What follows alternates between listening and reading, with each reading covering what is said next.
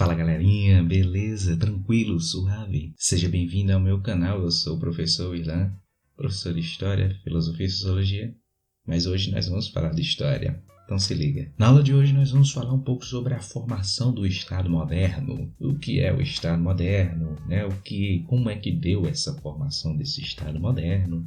Nós vamos observar aqui a questão do fortalecimento dos reis ali durante a Idade Média, tá certo? Depois ali do Renascimento, das transformações que aconteceram no século XI, nas mudanças da Europa feudal, nós vamos ver aí um fortalecimento dos poderes dos reis, tá certo? Nós vamos ver aí os reis se fortalecendo cada vez mais. Então, a partir daquelas transformações que aconteceram ali na Europa feudal e tal, né, o surgimento da burguesia, o crescimento e o revigoramento do comércio e das cidades, surgiram aí oportunidades para que haja esse fortalecimento e essa centralização do poder sobre o rei, tá certo? O rei tendo essa centralização do poder. Então se liga, cara, se liga que essa história vai ser massa, vai ser tranquila, vai ser suave. Beleza? Como eu disse, a partir do século XI, houve um crescimento e um revigoramento aí do comércio e das cidades na Europa medieval, naquela Europa feudal, tá? E nesse processo surgiu aí um novo grupo social, que nós vamos chamar esse grupo social de os burgueses, tá? É um grupo importantíssimo, tá certo? Principalmente para a questão do fortalecimento econômico, a questão do capitalismo, mas isso é para outra história, beleza? Mas é importante você saber que nesse século XI aí surgiu esse novo grupo social, que antes só existia servos, nobres e o clero, né? E também tinha um rei, né? Mas enfim, o rei não era tão importante. O que era mais importante durante a Europa medieval, feudal, eram os nobres, né? Os senhores feudais, eles que tinham domínio real sobre suas terras e tal. Mas a partir, do crescimento das cidades, do revigoramento do comércio, surgiu também aí a questão dos burgueses, que basicamente eram mercadores, comerciantes e artesãos que vendiam o que eles produziam, o artesanato deles. Porém, bicho, os nobres, os senhores da terra, os senhores feudais, eles cunhavam as suas próprias moedas de seus terrenos, de seus territórios, de seus feudos. Cada feudo tinha uma moeda diferente, tinha o valor da importância daquela terra, do dono daquela terra. Por exemplo, era uma terra, um conde, um condado, certo? E esse condado era de um conde muito importante. Então, vender naquela terra era vender em uma terra onde a moeda era muito valiosa, porque o cara era muito importante. Vocês estão entendendo? E além disso, esses nobres, esses senhores feudais aí, eles cobravam altos impostos a esses mercadores, aos burgueses, que iam vender as suas mercadorias, seu artesanato, ou mercadorias que eles compravam de fora e tal, cobravam impostos sobre essas mercadorias, e isso aí prejudicava as negociações desses burgueses. Tu tá entendendo, cara? Então, esses altos impostos, a questão das diferentes moedas, isso aí prejudicava os negócios dos burgueses. E aí, por causa desses probleminhas aí, os burgueses acharam melhor procurar um refúgio, procurar um porto seguro, alguém que os ajudasse contra essas questões aí, bicho. Então os burgueses procuram se aproximar mais do rei para buscar proteção e também ajuda financeira. Então, por meio de doações e também por meio de empréstimos, eles conseguem chegar mais próximos do rei e conseguir também mais privilégios com o rei. O rei, interessado pelos altos impostos que a burguesia ia gerar com as suas mercadorias, que era um grupo social muito bem favorecido economicamente, era um grupo muito rico, até mesmo mais rico do que alguns nobres ali, alguns senhores feudais. E quem realmente tinha muito dinheiro, muita riqueza, eram os burgueses, Muitos burgueses eram riquíssimos, mas não tinha um nome, não tinha um nome importante como os nobres tinham. O rei, vendo essa galera aí, os burgueses e tal, vendo aí a importância desse grupo social, ele começa a favorecer os burgueses, tá? Fazendo leis que protegiam os burgueses, protegendo também o comércio desses burgueses e concedendo a eles, aos burgueses, cargos dentro da administração do reinado, cara. E isso aí foi muito importante para o fortalecimento dos burgueses e não só dos burgueses, do próprio rei. Alguns nobres também buscaram se aproximar do rei, tá certo? Buscaram aproximação, não eram todos os nobres, mas alguns nobres, alguns senhores feudais, também buscaram aproximar-se mais do rei. Para quê? Para continuarem tendo as suas pensões, os seus privilégios políticos, como participar, por exemplo, dos postos mais altos do exército real, tá? Então eles tinham essa pretensão de participar ali, de se aproximar do rei para continuar e permanecer com seus privilégios. Um outro grupo social também buscava, né, se aproximar ao rei. Qual era esse grupo social? Os camponeses. Os camponeses, por causa dos abusos da nobreza, tá certo? Dos senhores feudais, muitos deles buscaram refúgio, buscaram ajuda ao rei. Tá? Então, esses grupos sociais aí começaram a buscar refúgio, ajuda e se aproximando, dando mais poder e fortalecendo ainda mais a figura do rei. Ou seja, esses diferentes grupos sociais, por diferentes motivos, os burgueses, nobres e camponeses, se aproximaram muito mais ao rei. E com isso, o rei foi ficando cada vez mais fortalecido, arrecadando mais doações, mais impostos, vendendo seus cargos públicos ali da administração do reinado, e o rei foi conseguindo aí sim recursos, riquezas, dinheiro para ter como custear e manter um exército profissional e assalariado que o servisse. Porque um exército é um exemplo de força. Ele tendo o exército, ele tem força, certo? Ele tem poder, e não só poder, né, na questão de sentar em um trono e ser a presença do rei, não. Ele tem um exército. Se você for afrontar o rei, for dizer assim, olha, eu quero ser o rei agora, sai desse trono aí que agora eu sou o rei. Não. Ele tem um exército. Para você tirar ele do trono, você tem que primeiro derrotar o exército do rei. E aí fica bem mais complicado você, né, tendo que combater o rei contra um exército gigantesco, profissional, assalariado, que o servia gratamente, né, porque pagava aquele exército. E também ele pagava os seus funcionários que administravam, tá, as questões públicas, a questão do seu reinado, beleza? Assim, o rei ele foi ganhando cada vez mais forças, cada vez mais foi fortalecendo, tá certo? E começou a estabelecer uma moeda única para o seu reinado. Então deixou essa coisa de que cada senhor feudal tinha sua moeda. Não, quem faz parte daquele reinado vai usar a moeda do rei, e não a moeda da terra, não a moeda do senhor feudal, e sim a moeda do rei, tá ligado? Isso aí é um estabelecimento de fortaleza, de fortalecimento, de poder enorme. Então ele estabelece uma moeda única e leis comuns, tá? Que estabelecer essa lei aí para que haja ordem ali naquele lugar, né, naquele reinado, no domínio daquele rei. E com isso ele foi impondo assim a sua autoridade sobre os seus súditos. Tá? A relação entre rei e o resto das pessoas é essa relação. Ele é o rei e as pessoas, o povo, é o súdito do rei. Elas estão ali para servir ao rei e o rei está ali para governar aquele povo. Esse fortalecimento do poder dos reis, tá certo? Ele foi de maneira gradual, tá certo? Não aconteceu de maneira instantânea em países da Europa Ocidental, não. Aconteceu de maneira gradual, foi um processo, tá? Em alguns países ocorreu mais lentamente, em outros países aconteceu mais rapidamente, mas isso, né, foi de maneira gradual. Esse fortalecimento desses reis na Europa ali, ocidental, foi de maneira gradual, aos poucos, beleza? Durante aí os séculos XI ao século XV. E esse processo de fortalecimento do poder real, do poder do rei, também é conhecido como o processo de formação do Estado moderno.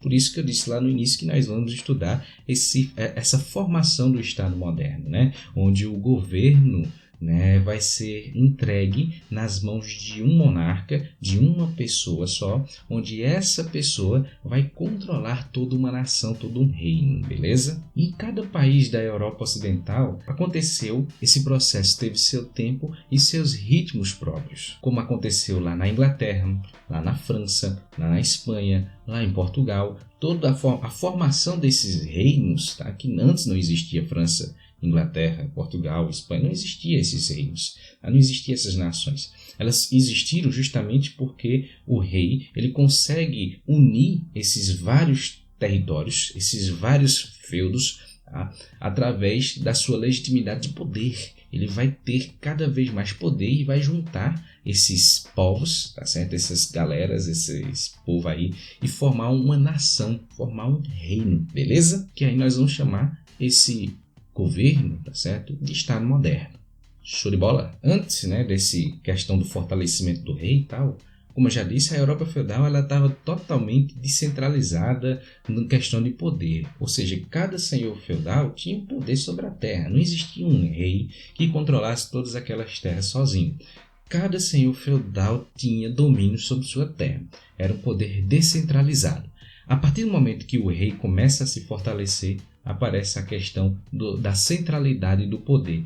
Começa a centralizar o poder em um só cara, em uma só pessoa, que no caso é o rei. Onde o rei ele vai começar ali a se fortalecer como uma liderança política, não só uma liderança política, mas uma liderança política muito forte, muito poderosa. Algumas monarquias europeias, por exemplo, adotaram um modelo político, um regime político, tá? Chamado de absolutismo, que é um regime político que tem por característica a grande concentração de poder em uma só pessoa, no monarca, no rei. Esse regime ficou muito presente e se desenvolveu bem no Ocidente europeu durante aí os séculos XV e XVIII. Ou seja, o absolutismo tem o seu tempo e também tem o seu lugar bem definido. O seu tempo é nesse período do século XV ao século XVIII e também o seu lugar ali na Europa Ocidental. O nome absolutismo é contraditório por si só, né? Porque não existe ninguém que tenha poder absoluto.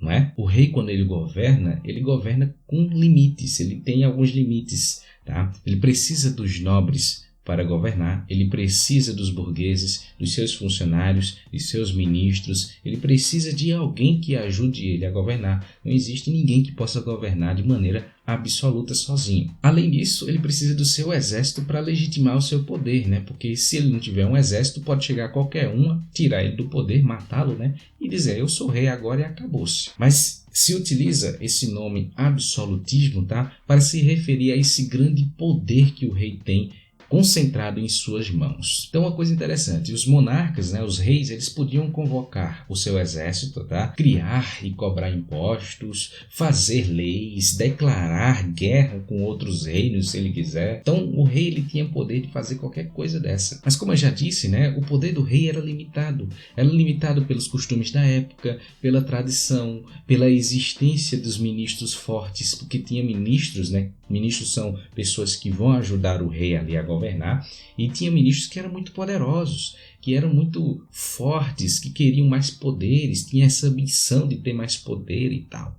E ele tinha esse limite. Um outro limite ao poder absoluto do rei era a existência dos privilégios e imunidades dados aos indivíduos. Grupos sociais também eram privilegiados, imunes, também corporações de burgueses, né, que ajudavam o rei a ficar cada vez mais poderoso, enfim. Entre os fatores que contribuíram aí para o estabelecimento desse regime político absolutista foram o seguinte: o aperfeiçoamento da imprensa, a reforma protestante e também a política de caça às bruxas. A imprensa, melhorou assim o sistema de comunicação em toda a extensão do reino, aumentando o poder do rei, dos seus súditos, né, sobre os seus súditos. A reforma protestante, ela enfraqueceu o poder do Papa, né, o poder papal, né, aquele poder universal que o Papa tinha sobre a Europa, favorecendo assim o seu fortalecimento como um grande rei, como um grande poderoso. A política de caça às bruxas também foi aplicada contra as populações no campo, tá? Para ele impor autoridade não só nas cidades, não só nas grandes cidades, mas também no campo. Inicialmente, os reis espalhavam pânicos, tá? O pânico dentro das comunidades do campo, tá? Porque é uma coisa bem interessante. Na Europa, tá, existia muita mistura de religiões. Havia o cristianismo muito forte, sim, havia o cristianismo muito poderoso, mas existia muito misticismo misturado com as crendices e as religiões pagãs que vinham dos povos bárbaros. E essas crendices, tudo isso aí, existia muito presente, muito forte no campo, né? As pessoas que moravam nos sítios. E muitas dessas crendices, desses misticismos, tá? Eram considerados pelo rei, pela igreja também, como feitiçaria, coisa do demônio, coisa do diabo, de Satanás. Então o rei espalhava primeiramente o pânico no campo, acusando os camponeses, também as mulheres, muitas vezes, ali a maioria, eram as mulheres que eram acusadas de bruxaria, de feitiçaria, porque muitas vezes eram essas mulheres que tinham conhecimento da natureza, né? Do que a natureza pode oferecer, de folhas, de ervas, que podem assim serem ervas medicinais, que esse conhecimento veio desses povos bárbaros e tal. Então o que acontece? Eles associavam esse conhecimento da natureza à bruxaria. O cara tinha uma dor de barriga, de repente a mulher vai lá, pega uma folha de bolo, cozinha, dá ele para tomar. Olha, toma esse negócio aqui, tu vai ficar bom. E o cara realmente ficava bom. A galera dizia, isso é bruxaria. Isso é bruxaria, Dudu. Ninguém pode fazer uma coisa dessa. Olha só, é uma bruxa. Então, muitas dessas mulheres foram acusadas de bruxaria, de feitiçaria, por causa do seu conhecimento da natureza. Então, cara, muitas dessas mulheres, tá? Elas foram obrigadas a provarem a sua inocência enquanto eram submetidas a torturas terríveis, cara. Coisas assim bem pesadas, né? Eu vou dizer aqui só uma, que é a questão do afogamento. Tá? Afogava a mulher até ela conseguir, né, no meio daquela tortura, ela conseguir provar que é inocente. É quase difícil, é muito difícil, né? Então havia outras torturas que eram terríveis, cara, que aconteciam. Depois, com a desculpa de combater essa feitiçaria, é claro, mas era para legitimar o seu poder, para dizer, olha, o rei está presente e quem manda aqui é o rei. Então, como desculpa para combater a feitiçaria, os reis condenavam essas pessoas assim à morte, tanto na fogueira como também à forca. O mais comum era queimar as mulheres que eram acusadas de bruxaria e também condenadas à bruxaria a morrer na fogueira, tá? Porque assim queimava os espíritos maus, os demônios naquela mulher. Era uma coisa horrível, terrível daquela época. E dessa forma o rei estendia a sua autoridade não só nas cidades, mas também no campo. Uma curiosidade é que o crime de feitiçaria ele tinha a mesma punição dada ao crime de lesa majestade. Lesa majestade é a traição ao rei. Quem trai o rei, ele sofre uma punição muito pesada. Que punição é essa? A punição de ser enforcado. A punição de morrer queimado. Então, com essa justificativa de dizer que, olha, o cara que é feiticeiro, que faz feitiçaria, o que é bruxa e tal, também está cometendo uma traição ao rei, porque o rei é cristão. Então não pode admitir essas coisas aqui dentro, tá entendendo? Então a galera sofria muito, tá? Eles reprimiam com muita violência homens, mulheres, camponeses, em sua maioria, acusando eles de feitiçaria. Enfim, a caça às bruxas fortaleceu e muito assim o poder dos reis. Na próxima aula nós vamos ver a questão aqui dos teóricos do absolutismo, tá? Ou seja, pensadores que influenciaram para fortalecer essa ideia do absolutismo, tá? E o governo de um rei poderoso chamado Rei Luís XIV, beleza? Então espero que vocês tenham gostado. Se vocês gostaram, deixa o seu like e até a próxima, pessoal. Valeu, falou!